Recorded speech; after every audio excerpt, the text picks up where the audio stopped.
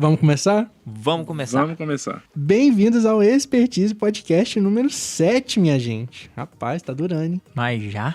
Rapaz. Tá durando. Daqui a pouco a gente chega na marca de 10 podcasts. Lembrando que a gente começou no episódio 0, ou seja, o 8º. Tem um que a gente não conta, né?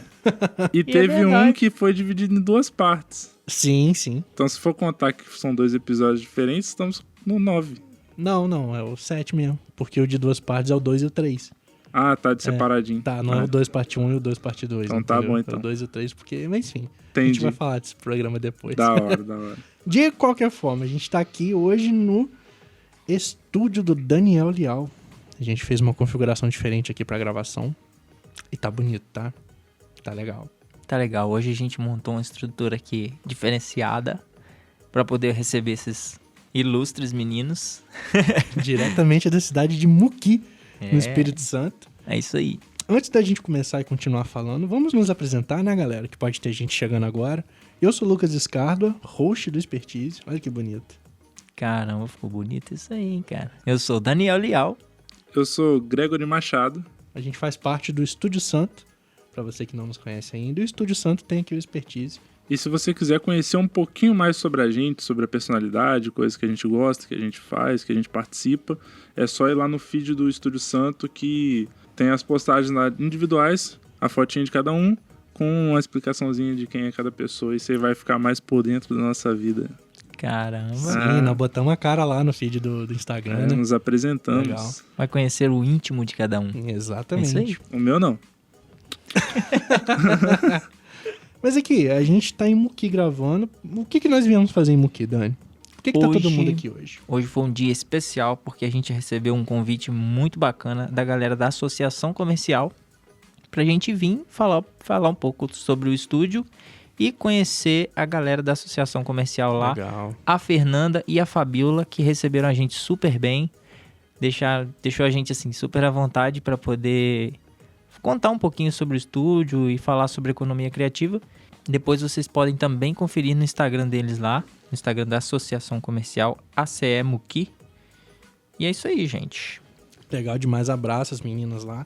Isso aí. O pessoal da associação. Foi uma honra pra gente também ser convidado e poder fazer parte também, né? Somar junto aqui com o município de Muqui, que é um município que a gente gosta pra caramba, né? Querendo ou não. Pra galera que quer acompanhar o Instagram da Associação Comercial é ace.muqui. Beleza? Show. A gente aproveitou a viagem também, deu uma passadinha na Secretaria de Cultura daqui da cidade de Muqui, visitou o Jussan, né, o Vander. O Jussan, Vander, Caeco e o nosso amigo Marlon. Batemos um papinho ali sobre audiovisual, sobre um montão de coisa. Tiramos fotinhas, né? Isso aí. E aí depois a gente vai direto pra cá pra gravar, né? Porque, enfim, a agenda cheia da manhã. Rapaz. Estamos aqui gravando podcast, estamos ficando famosos. Isso aí. Gente, hoje a edição é um papo mais leve, mais descontraído. A gente vai falar contar um pouco mais das nossas experiências como designers, sabe, falar de alguns projetos que marcaram a gente. Então fica aí que vai ter bastante coisa legal. E antes da gente ir para essa pauta principal, vamos passar pelos feedbacks da edição passada, que foi a edição da banda Mesa 3. Legal demais, cara. Essa edição, eu acho que foi uma das mais especiais pra mim, por exemplo. Ele tá chorando. Foi legal. E, inclusive, a banda elogiou muito os meninos que não estavam no dia, né? Não puderam participar no dia, mas legal. O pessoal gostou muito. E tem um feedback em especial do nosso amigo Lúcio Giri, que também é um músico daqui de Muqui, que ficou super empolgado e falou que não sabia da importância dessa questão visual atrelado Olha à que bacana, arte, hein? né? É a arte, cultura, audiovisual. Então, diz ele que chamou muita atenção e abriu novos horizontes, assim, pros pensamentos que ele tem daqui pra frente. Então, talvez vão sair projetos que a gente pode ter incentivado através dessa cara. Que massa. perspectiva. Esse que tinha alguns projetos guardados, engavetados lá. Isso aí. E aí, com a vinda desse episódio, né, do podcast sobre o Mesa 3, ele começou a olhar o mercado com novos olhos, assim, né? Exatamente. O Lúcio deu um super feedback pra gente, eu passei pros meninos e, cara, eu fiquei muito feliz de ter tido isso, assim, dessa maneira, porque a gente tava mais focado em falar sobre design e não sobre despertar novos talentos, né? Então, Sim. galera que tá aí começando ou querendo fazer, produzir novas coisas. A gente ficou muito feliz com o feedback que ele deu. A gente fica lisonjeado, cara, do nosso trabalho. Tá chegando a alguns lugares assim, sabe? E despertando de fato nas pessoas a vontade de fazer, de trabalhar com criação também, seja na área musical ou no design mesmo. Também teve o feedback da nossa amiga Carlinha Maria. Teve? A Carla falou que rachou de rir, achou muito engraçado e muito legal também. Falou que não sabia das coisas da banda. E ela, como também lida com essa questão, falou que achou muito interessante a forma como a gente abordou. E mandou dar os parabéns novamente. Ah, bacana. Obrigado, bacana. Carlinhos, obrigado. Carlinha é a fã número 1 do podcast. Escuta Eu não todos vou os nem episódios. falar que a gente vai convidar ela um dia, não, pra participar aqui. Não, já tá falado, né? Não, mas eu não vou falar isso nessa edição, não. Mas o Chatselim vai participar aqui com a gente um dia. Vai chegar o convite, Carla. Espera um pouquinho. Feedbacks, temos mais alguns? Eu quero mandar um abraço pra Mel, que quando eu falei que vinha pra cá gravar o podcast, ela falou que não escutou o podcast passado. Então provavelmente ela vai escutar esse podcast quando tiver saindo o outro. Porque ela tá atrasada nos podcasts. Atrasado, brincadeira, hein, Mel? Ó, vale aí a maratona. Nosso podcast é facílimo de ouvir. Maratonar o expertise agora. Pois é, né? Mas tá bom, um abraço pra ela. Tem bastante coisa legal pra vir aí. Tem. Eu quero dar só um recadinho, se vocês não tiverem mais nenhum. E esse é direto pra você, meu querido ouvinte. Se você tem acompanhado aqui pra gente, o Expertise ele tem atrasado, né? Ele tem atrasado com frequência. A gente tá tentando manter a nossa periodicidade quinzenal, mas tem bastante job pra fazer no Estúdio Santo, graças a Deus. E, enfim, a gente tem que dar atenção pros nossos clientes também. E acaba que o Expertise não é que fica em segundo plano, né? Mas fica na pilha de tarefa pra fazer e atrasa. É, isso aí. Mas, porque a gente falou no programa passado também, a gente tá testando um formato novo, né? Mais, de um Expertise mais curto, mais rápido. Que é mais rápido pra gravar, mais rápido pra editar. E aí a gente consegue lançar, de fato, toda sexta-feira, como a gente tem feito. E, se Deus quiser, daqui a uns tempos fazer ele semanal. Beleza? Exato. Então eu peço desculpa pelos programas que atrasaram, mas a gente vai tentar se corrigir. Não, mas não foi nem só pela questão dos jobs, quantidade de jobs, né? Teve a questão administrativa do estúdio, Sim. também como empresa, que a gente dedicou um tempinho essas últimas semanas, esses últimos meses, né? Para poder ajustar, já tá tudo encaminhado e creio que com esses novos passos que a gente tá dando, vai tudo começar a andar nos prazos definidos. Vai sim, vai sim. É isso então? É isso aí. Bora pra pauta principal? Vamos. Roda a vinheta de abertura.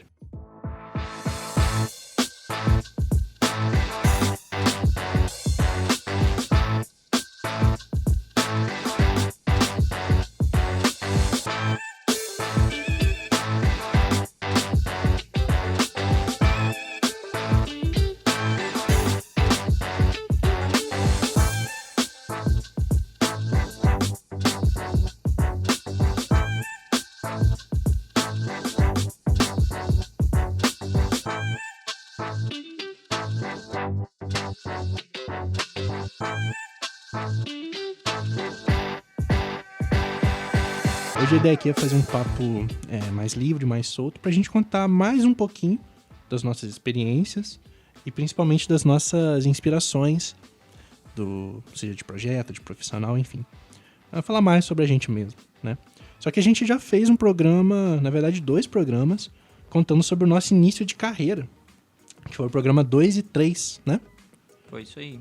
Então, se você quiser ouvir mais sobre como a gente começou no design, se você é iniciante também, quiser pegar algumas dicas, tá lá no nosso feed, né, do Expertise, o programa 2 e 3, como iniciamos no design, que a gente conta a nossa trajetória até chegar aqui no Estúdio Santo. De forma bem mais detalhada, né? Sim, bem mais rápido do que a gente vai passar por aqui. Então esse programa é, de certa forma, quase uma continuação daquele. Eu lembro que quando eu decidi trabalhar com design propriamente dito, né? No início ali eu fazia, como eu contei naquele podcast, eu fazia site, não gostava de marca, aquele negócio todo. Quando eu comecei, eu tive meio que um estalo para fazer marca. E esse estalo foi quando a gente já estava trabalhando junto. E eu acho que foi o estalo de justamente entrar no ambiente de agência e ver que talvez o buraco é mais embaixo, sabe? Que design é muito maior. E aí tava em alta, mais designers começando a fazer identidade visual, mais designers começando a trabalhar com branding, e aí eu fui estudar um pouquinho mais de branding para entender o que era. Eu achava que era uma área rasa, eu achava que não tinha profundidade, que fazer logo era fazer logo e acabou, de qualquer jeito. Só que não, eu tava redondamente enganado. E aí eu tive meio que esse estalo conversando com vocês, com o pessoal que trabalhava com a gente na época também. E, cara, foi quando eu falei, eu vou estudar. E aí eu me apaixonei por branding, me apaixonei por logotipo. Eu acho que não teve um projeto específico, né? Mas a gente não pode deixar de citar as inspirações de sempre, né? Marcelo Kimura, Pedro Renan, do Quarto Criativo. Acho que eram os principais, assim. Depois eu conheci o Berriel, Vissoto, a galera que chegou depois. Enfim, profissionais, né? De branding e identidade visual que estão aí hoje fazendo trabalhos incríveis, que são responsáveis, assim, por pelo menos eu falar, cara, dá pra fazer muita coisa boa. A gente compartilhou algumas inspirações, assim, né? Igual você citou aí o Marcelo Kimura, o Pedro do Quarto Criativo. Esse pessoal, até por a gente ter vivido esse momento juntos, esse momento de conhecer as pessoas que influenciam e traz conhecimento, a gente acabou caminhando juntos e pegando muito das mesmas influências, assim.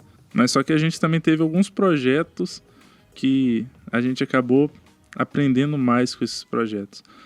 Ainda sobre a questão de influências, também eu peguei muita influência do Walter Matos. Walter Matos. Vocês também pegaram um pouquinho. Eu peguei muito, mas... inclusive com vocês, com então, você e com o Roberto. Foi, então.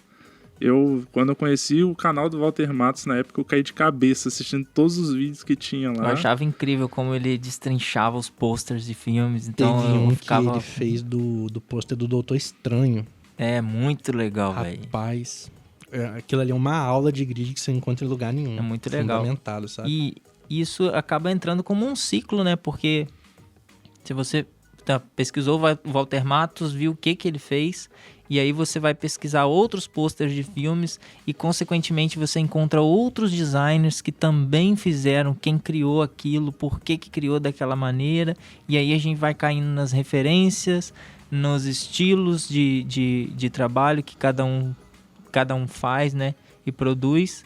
E aí, através disso, eu acho que a gente vai conseguindo montar a nossa identidade, a nossa característica para reproduzir itens gráficos ou essa parte de marca também, que é o que a gente se especializou.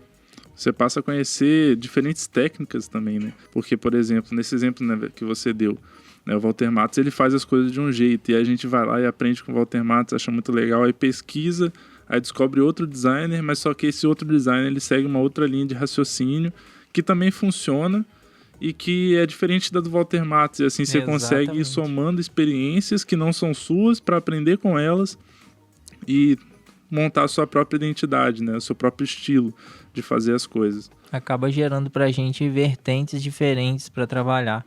E sobre, eu acho que como você começou a falar sobre os projetos, eu acho que a cada projeto que a gente executa, a gente absorve informações diferentes, assim, que ajudam a gente a ter mais conhecimento, não só sobre design, mas sobre a área diversidade, né? Trabalhar com diversidade e sobre como a gente se posicionar também.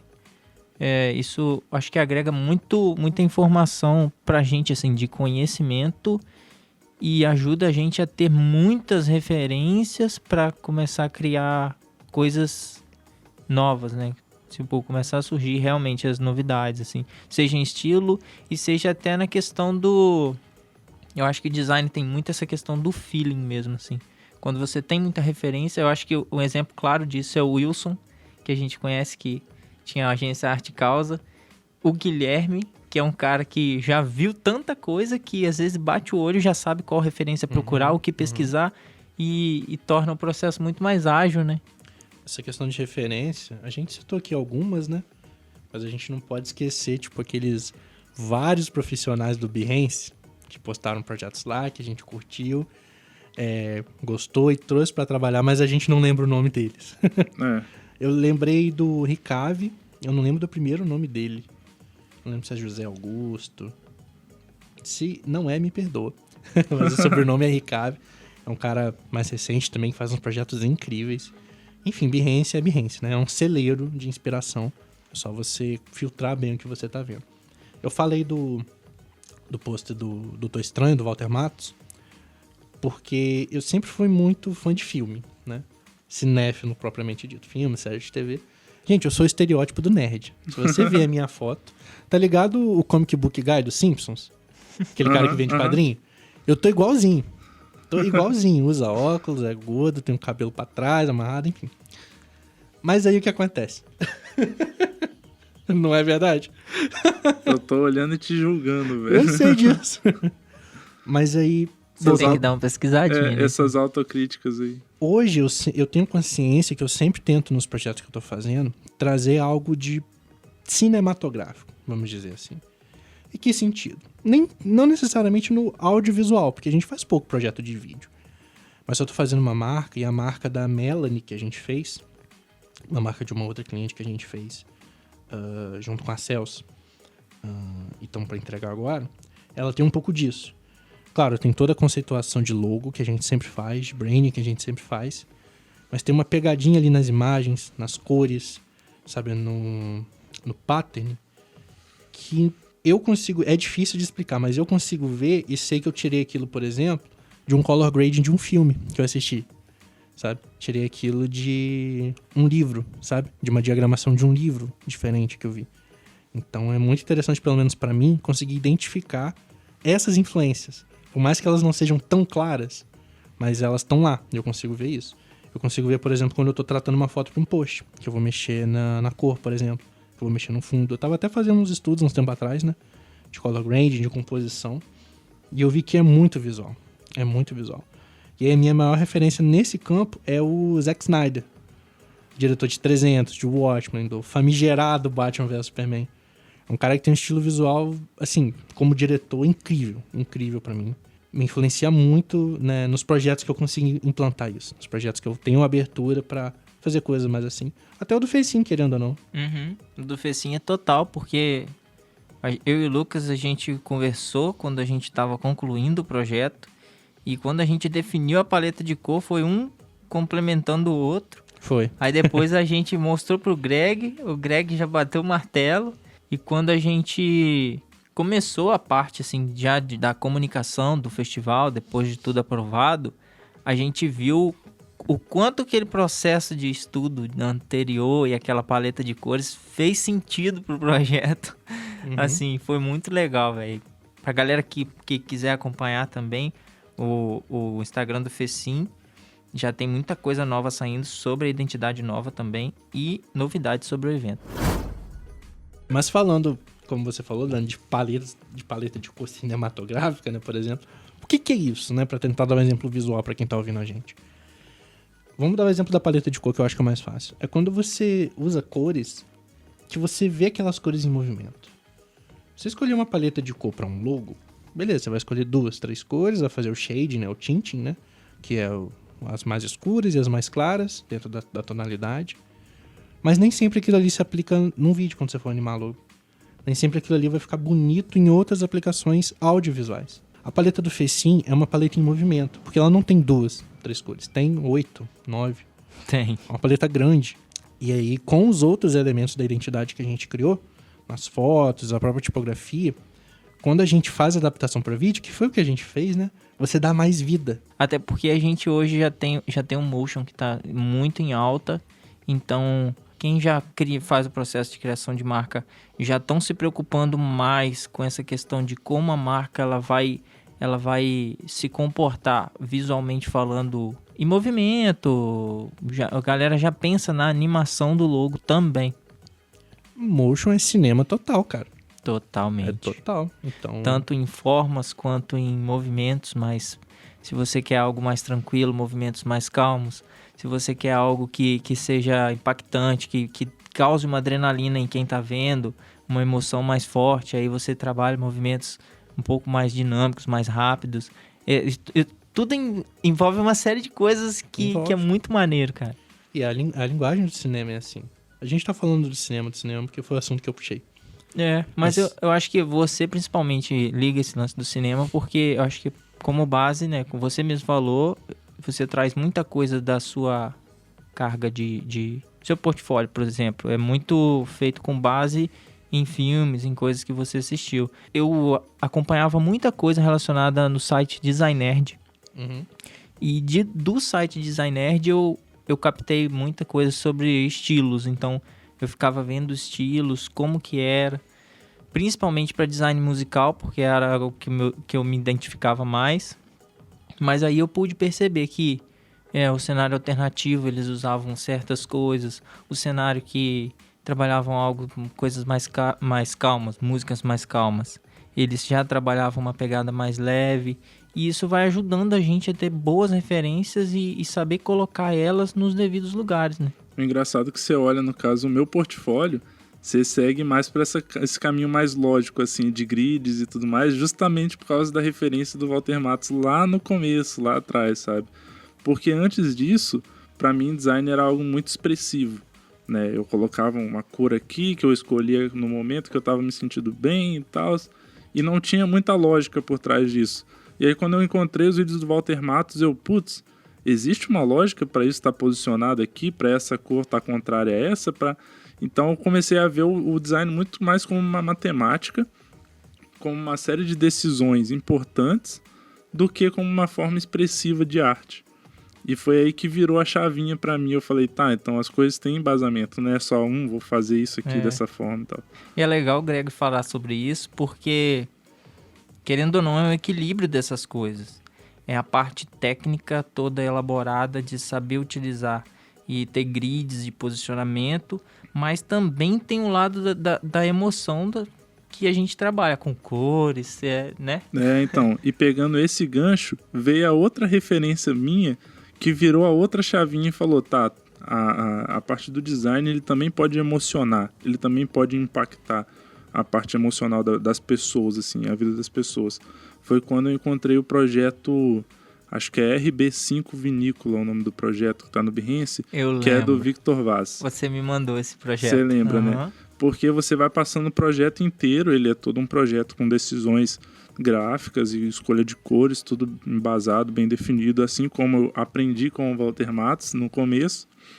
Só que chega no final, tem uma música, que se você escutar a música e ver o projeto ao mesmo tempo, o projeto ele toma uma característica muito mais expressiva das coisas. Ele te leva, né, pro local. É como se a música misturada com o projeto, ele vai te guiando no local do que o projeto foi feito. E isso enriquece o projeto. Enriquece o projeto. Transporta para aquele local, né, como você falou. Sim, e aí você não fica só num ponto que é a lógica, que são as decisões, que é o embasamento. Você pega o embasamento e prepara tudo pro emocional. E aí funciona de uma forma muito mais completa. E assim, os dois projetos que viraram a chavinha para mim, as duas referências, foi esse do Victor Vaz, Estúdio Victor Vaz, e os trabalhos do Walter Matos falando sobre grids e decisões gráficas. Para mim, é assim, são dois pontos que viraram minha carreira e os meus estudos foram baseados em cima dessas pessoas, assim, do que elas apresentaram para mim. Essa parte de levar pro emocional, Gregor, só complementando, toda mídia faz isso. O filme te pega quando ele pega no seu emocional. Seja para te deixar empolgado com o que você tá assistindo, ou pra te emocionar mesmo, né? Pra fazer você chorar, ou pra fazer você rir na comédia. Música é a mesma coisa. Mesma coisa. Entendeu? A literatura, toda a arte, vamos dizer assim, faz isso. O design é uma discussão que a gente vai ter, se design é arte ou não um dia. Mas quando você consegue aplicar no seu trabalho profissional essa parte emocional, de certa forma, até para convencer o seu cliente, cara, o projeto cresce, o projeto enriquece. Claro, você tem que saber o que você está fazendo. Não é qualquer coisa, né? Tem que compor ali o projeto de uma boa forma. Mas você aprendendo a fazer isso, o projeto cresce. É interessante o Lucas falar sobre essas coisas, porque recentemente a gente estava conversando algumas coisas, uns projetos que surgiram pra gente fazer, que no meio do projeto envolvia narração. E o Greg me apresentou uma galera, não vou lembrar o nome agora, mas enfim, era uma moça que fazia narrações e o foco dela era fazer narrações que fossem ligadas ao emocional, que te causasse uma emoção através das palavras, da forma com que ela falava, da forma com que ela se expressava. É o pessoal da Criatexto. Isso aí. Acho que o Instagram é Criatexto. E eu achei muito legal, porque faz todo sentido com o que a gente tá falando agora, assim. Tanto da música, como a forma de se expressar e como isso é colocado com o design em conjunto, né? Ela tem todo um estudo, né, para poder escolher as palavras da forma certa, igual eu falei antes, né? Tem toda uma lógica por trás da escolha das palavras, a entonação, a posição, o tamanho de uma frase. Tudo isso são decisões conscientes, né? Mas que no final o resultado é feito para emocionar, para impactar, sabe? Exatamente.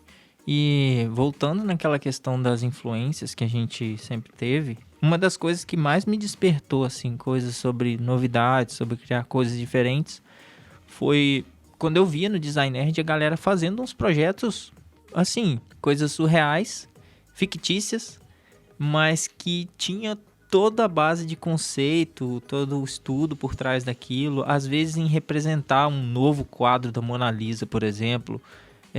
Você vê que isso te leva para outro lugar, mas te faz estudar aquela base do que o Da Vinci pensou na época que criou, tá ligado? Também. Que são, nesse caso do Da Vinci, né? Conceitos universais, cara. O cara tava fazendo grid lá atrás. Ele fazia... Michelangelo, galera da Renascença fazia muito isso. Olha que louco. E a proporção áurea. A própria proporção áurea. Sim, já usava naquela época. Sim. É usado na arquitetura grega, né, cara? Pois é, e influencia nosso trabalho até hoje, cara. É aquela que a gente já falou também, de você ir atrás das bases do conceito, porque o conceito não muda, cara. E aí aplicar isso no seu dia a dia, aplicar isso no seu trabalho. Sobre essa questão de referências e como isso impacta na vida dos profissionais, né? Essa semana eu e o Lucas, a gente tava fazendo umas pesquisas, eu lembrei e mostrei um vídeo pro Lucas. E, por exemplo, na minha época, no meu início, né, o Walter Matos, como eu falei, me influenciou a gente. Só que tem um pessoal muito da hora fazendo um trabalho agora, que provavelmente vai influenciar novos profissionais, que é o pessoal da Capitã. Se eu não me engano, eles são de Iconha. Você viu o vídeo? Muito legal. Os caras estão fazendo um trabalho... Os caras não, né? O casal. O casal, Eles estão fazendo um trabalho incrível. Inclusive, eu uso muito eles para referência todos os dias. Tem designers que trabalham com a gente aqui em parceria também, que vira e mexe estão mandando, olha que legal que eles postaram e tal. E muito interessante a forma com que eles fazem, e as produções deles são muito bonitas e organizadas, assim, eu acho muito legal. E o legal é que no vídeo de apresentação do projeto, né, que eles estão fazendo, é alguma coisa Class, eu não lembro o nome. Agora. Capitã Class. É Capitã Class, né? É isso. No vídeo de apresentação desse projeto, eles falam que, de início, eles começaram a disponibilizar as artes para os designers pegar e só, tipo assim, vai lá e altera o logo e usa a mesma arte. Só que teve uma quantidade grande de profissionais que foram atrás deles para entender como que eles chegaram naquele resultado. Qual foram as decisões para escolher a cor, para fazer um degradê, para botar textura, para recortar a imagem. E aí eles decidiram, então, fazer esse projeto da Capitã Class, que é, ao invés de entregar o resultado e falar altera aí, e isso faz do seu jeito, eles vão ensinar o passo a passo para obter aquele resultado. Entendeu? E aí é uma nova geração de influência, de referência para novos profissionais. E é muito massa ver isso sendo fomentado aqui no Espírito Santo, né? E do lado da gente, cara, em Iconha ali. Né? Claro, tem várias outras agências, vários outros profissionais fazendo um trabalho muito bom aqui no estado. A área de design aqui tá fomentada.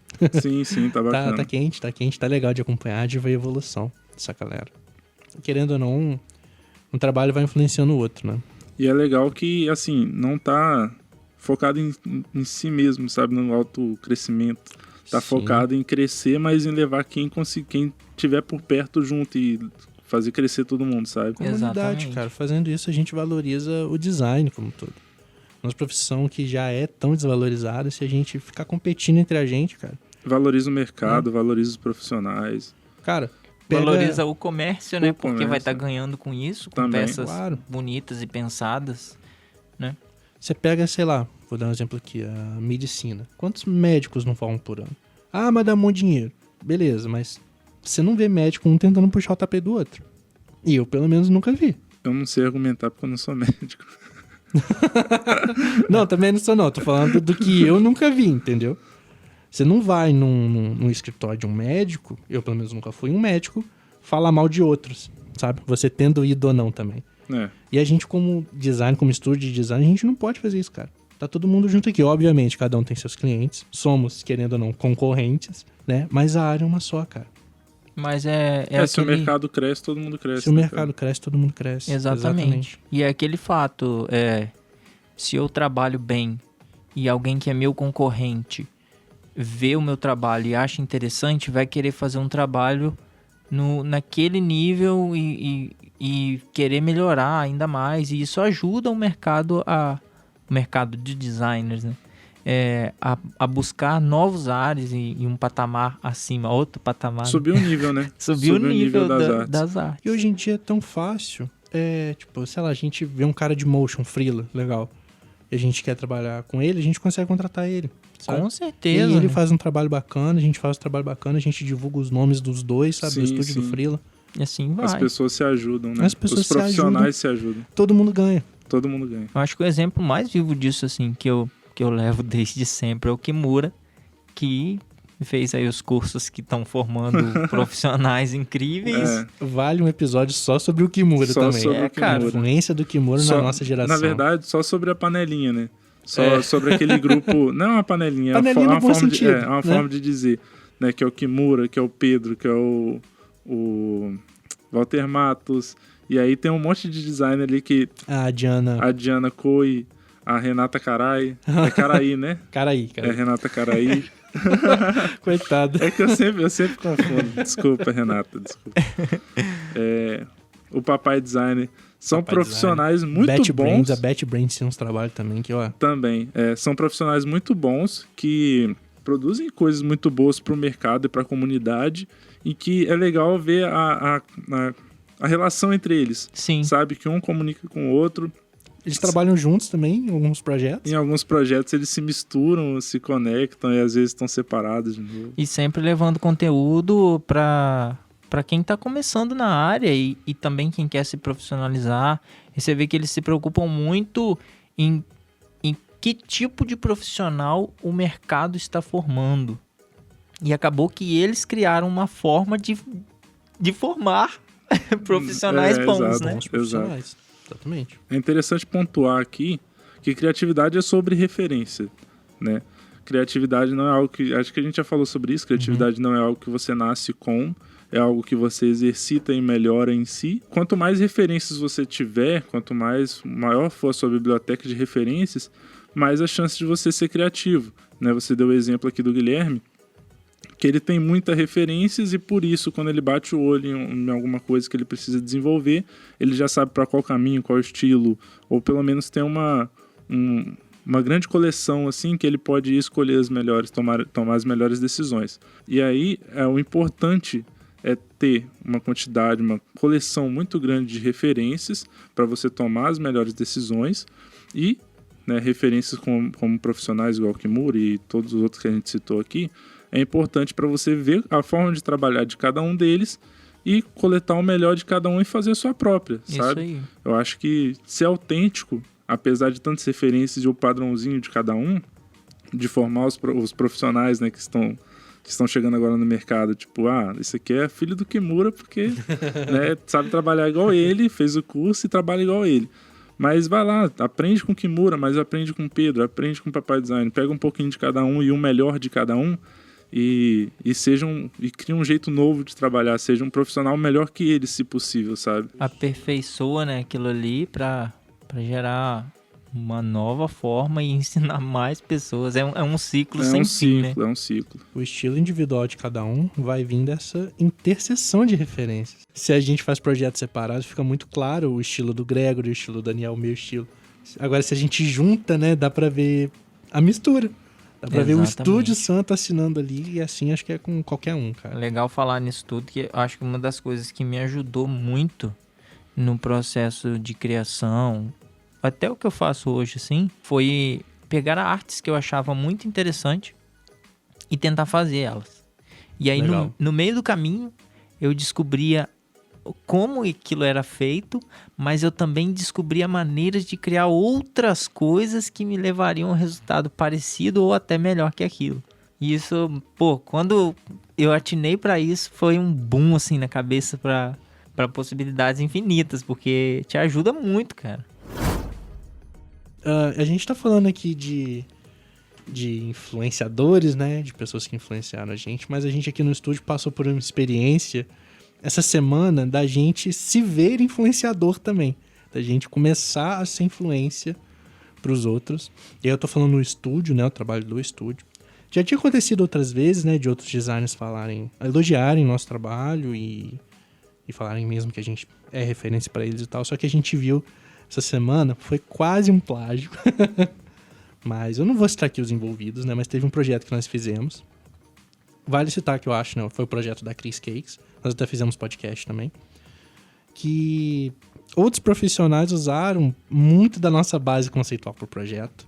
E a ponto do projeto que nós vimos ficar parecidíssimo em questão de cor, de forma, de disposição. Cara, enfim, se a gente pudesse mostrar, é porque eu não quero expor ninguém. Não vale a pena expor ninguém. Não aqui. Vale a pena. Né? A gente tá falando o contrário disso, né? De se ajudar. Mas aí teve uma coisa que a gente percebeu. Que eles seguiram a mesma base conceitual, mas olhando o nosso resultado. E aí tentaram replicar e não ficou tão bom. Não ficou tão legal. Porque pegou o nosso resultado e pensou como a gente pode modificar isso e fazer algo novo. Fazer igual, mas diferente. Fazer igual, mas diferente. Só que aí você tem um embasamento muito raso para suas decisões. Então, se você quiser pegar algum dos nossos projetos para estudar, para desenvolver coisas do tipo, não olhe o que a gente fez, o nosso resultado, e tente fazer algo melhor. Pegue o nosso resultado, tenta entender as nossas decisões, desconstrói o projeto, sabe? Tenta entrar de cabeça e descobrir quais foram as nossas linhas de pesquisa, e dali você cria algo novo. Muito bem falado. E aí, Greg. provavelmente, você tendo a mesma linha de pesquisa que a gente, você vai chegar a resultados novos, autênticos, totalmente diferentes e seguindo a nossa inspiração. E a gente fala isso, cara. A gente ficou, nesse caso, eu acho que feliz e puto. Feliz porque, poxa, legal, nosso trabalho é referência, né? Mas puto porque a pessoa parece que realmente não foi a fundo, como o Gregor estava falando. Uhum. Não estudou o conceito. E a gente já quebrou muito cabeça com isso, a gente mesmo, de olhar outros trabalhos e tentar fazer igual só a parte visual. E não, a gente tá aqui falando que o design é muito mais que isso. Sabe, o Gregor já falou praticamente tudo que tinha pra falar, só que eu quero só complementar. Cara, você que é iniciante ou você que tem anos de carreira, não copia, velho. Obviamente que vai acontecer de um ou outro trabalho ficar igual. Lembra daquele logo que você fez? Que ficou muito parecido com o outro que já existe? Aham, eu lembro. Mas você não tinha essa referência, foi coincidência. Foi coincidência. Pura, entendeu? Foi eu que te mostrei porque eu vi na coincidência também. Sim, sim. Então não copia, vai atrás do conceito. E, cara, cria seu estilo. Cria seu estilo que Isso você aí. vai ganhar muito mais. É isso. É porque as pessoas acham que a parte visual, o resultado é todo o nosso trabalho. Né? Mas eu exato. ouvi o Jaider falando, não sei se foi essa semana, eu não lembro o Instagram dele agora, mas depois eu posso olhar aqui. O Jaider falou sobre o trabalho dele como designer gráfico, sobre desenvolvedor de identidades visuais, e ele falou que 80% do tempo dele é na linha de pesquisa, na parte conceitual, e só 20% do tempo é produzindo a parte visual. É ali no computador desenhando. Exato. Aí você começa a entender o processo, porque, tipo, se o cara gasta isso tudo de pesquisa e referência e pensar em como ele vai fazer, olha o tempo que ele poupou na hora de produzir. Porque ele foi muito mais assertivo, já sabia o que ia fazer. E aí, voltando no lance aí, tipo assim, não é problema nenhum você pegar um projeto que você admira muito e se inspirar nele e usar ele como base para construir o seu. O problema é copiar ele, né? Fazer igual. No livro Roube como Artista, é justamente sobre isso. Né? O livro Roube como Artista, tá? Roubar no título, dá a entender que você vai pegar o material de alguém, vai copiar, vai fazer igual e roubei. Não, mas roubar como o artista é você roubar o estilo, entender a fundo como que a pessoa toma as decisões para você tomar as suas decisões em cima daquilo. E aí ele dá até um exemplo lá, né? Que se você gosta, por exemplo, do trabalho... Vou dar um exemplo entre a gente. Se você gosta do trabalho do Lucas, não tenta copiar o estilo do Lucas. Tenta entender as referências do Lucas. Igual a gente falou aqui, o Walter Matos foi uma referência pro Lucas. Cita mais outros dois aí, Lucas, por favor. Foi referência pra você. Berriel, Vissoto. O Berriel e o Vissoto. Vamos botar aí. Walter Matos, Berriel e Vissoto são referências pro Lucas. Vai lá e tenta entender as decisões do Berriel, do Vissoto e do Walter Matos. Que aí você vai entender como o Lucas toma as decisões deles. E aí você vai, né, com esse processo, aprender para tomar suas próprias decisões. E aí você roubou mais um estilo para você. Só que aí você roubou do Lucas, esse estilo do Lucas. Aí você vai e rouba o estilo do Dani. Depois você vem e rouba o meu estilo fazendo esse mesmo processo. E amanhã você tem o seu próprio estilo totalmente autêntico e que quem bater o olho no seu estilo de produção não vai reconhecer o estilo do Lucas ou do Dani ou o meu, porque o seu é uma mistura tão misturada que é algo novo, sabe? Sem contar que você vai ter uma quantidade de informação, experiência tão diferente na sua cabeça que vai te facilitar você criar projetos incríveis. Que é o lance da referência. Você vai ter uma quantidade de referência muito grande. Exatamente. E eu acho que, assim, como consequência também, não só esses três, tipo, referências que o Lucas tem, mas pesquisar quem foram as referências deles e Sim, assim por diante. É como se fosse uma árvore genealógica ali. Você vai toda a vida pesquisando referências a fundo. Você vai ver, você vai estar lá na pré-história vendo o que os dinossauros faziam com um pedacinho de pau. Nem tanto, cara. Dinossauro com pedacinho de pau. Às vezes, eu não sei não, mas os homens das cavernas. Em poucos passos você chega em Da Vinci, cara. Sim. Em pouquíssimos passos você chega em Da Vinci e entende que Mona Lisa tem uma puta matemática por trás. Exatamente. E aí, cara, você começa a entender não só de design, você começa a entender de arte. E aí cai naquele ciclo que a gente falou. E uma aí, coisa vai influenciando a outra. Só vai que é sucesso. Sucesso! Gente, o papo tá muito bom. Dá vontade de continuar aqui. Tá confortável pra gente gravar assim, né? Maneiro. Mas a gente vai ter que ficar por aqui. A gente se comprometeu em fazer episódios mais curtos, mas tá muito difícil se limitar na hora da conversa. Tá assim. Vamos deixar esse gostinho de quero mais pros ouvintes. Fala pra gente lá no Instagram, manda mensagem, o que você achou, se você gostou do papo. Comenta no YouTube também, onde a gente tá, né? Comenta aqui também. Deixa sua história, suas influências, fala pra gente. Fala pra gente se aconteceu com você essa questão de você ter alguém que você admira muito e você estudou a fundo as referências, ou de alguém que veio e tentou plagiar, ou coisa do tipo assim. Conta pra gente a sua experiência baseado no que a gente conversou nesse episódio. É muito importante pra gente, a gente vai super interagir, independente da plataforma que você estiver escutando e comentar. Você que também já ouviu esse podcast ou tá ouvindo esse episódio e ainda não é da área ou quer se interessar, troca uma ideia, manda mensagem. Se quiser conversar com a gente também para pedir um norte sobre o que começar, por onde, a gente tá aqui disponível para trocar ideia sempre e tamo junto, cara. Nesse gancho eu vou mandar um abraço pro Thiago Petterli. Ele botou na cabeça que ele quer ser designer e que ele quer aprender e, cara, comprou vários cursos, aí vem e me pergunta, pede referência, pede indicação de quem que é bom, que ensina, eu vou lá, falo, ele vai, compra mais curso e estuda e treina e compra uma mesinha e, tipo assim, você vê que ele tá empenhado, tá metendo a cara para aprender a situação e justamente contando com pessoas que já estão no mercado para conhecer um pouco mais, sabe? É isso aí. Legal demais. Gente, mais algum recado? Acho que é isso, né? Fechou. Vamos deixar aqui nossas redes sociais. O Expertise tá no Spotify, tá no YouTube. Só pesquisar, tá na nossa página no YouTube, né? Que é Estúdio Santo. O Expertise tá no Spotify, em todas as outras plataformas de podcast também. Pode ir lá ouvir, pode ir lá assinar. E onde você puder comentar, deixa comentário também. E o estúdio, nosso estúdio de design e branding. Nosso site é estudiosanto.com.br. Isso. Nosso Instagram é estudiosanto.design. E a gente tá no YouTube também, como eu falei. No Estúdio Santo. A gente esqueceu alguma coisa? Não, né? Isso aí. Se você quiser acompanhar também cada um de nós, eu sou @Daniel Lial. Eu sou Gregory_Olivier. E eu sou @EscardoLucas em todas as redes sociais, se bem que eu uso mais meu Instagram só, então me segue lá. E é isso aí, não sigo gente. de volta, não. Fechou, minha gente? Acho que é isso. A gente vai terminar com que música hoje? Daniel Lial, qual música? Vamos terminar com Espinhos de uma Vida. Espinhos de uma Vida. Qual que é essa? Essa não sei, não. Não? Ah, então você vai escutar ela agora. Agora, vou escutar junto com você, cara ouvinte. Essa é aquela da seca? Da Essa seca. aí, já que a gente conversou um pouquinho sobre o caminho das pedras, então vamos colocar espinhos de uma vida, que é pra gente refletir um pouquinho sobre isso aí, Maneiro beleza? demais. E acompanhem lá, Profundo. Mesa 3 Oficial. Então vamos de música aí. Show, vamos de música. Gente, até o próximo episódio. Valeu! Falou!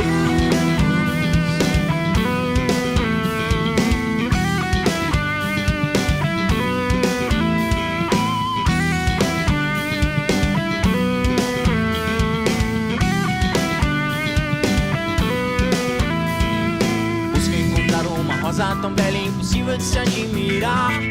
Pétalas macias e perdida num jardim que não se pode encontrar. Esta rosa, por incrível que pareça, não tem espinhos para me ferir, mas tem o semblante de um povo que não consegue resistir à seca e corrói em todas as vezes o seu corpo. A chuva que carrega toda a sua reputação. O sol que vem castigar o seu corpo cansado. O céu que guarda seus sonhos não realizados. A seca que corrói em todas as vezes o seu corpo. A chuva que carrega toda a sua reputação. O sol que vem castigar o seu corpo cansado. O céu que guarda seus sonhos não realizados.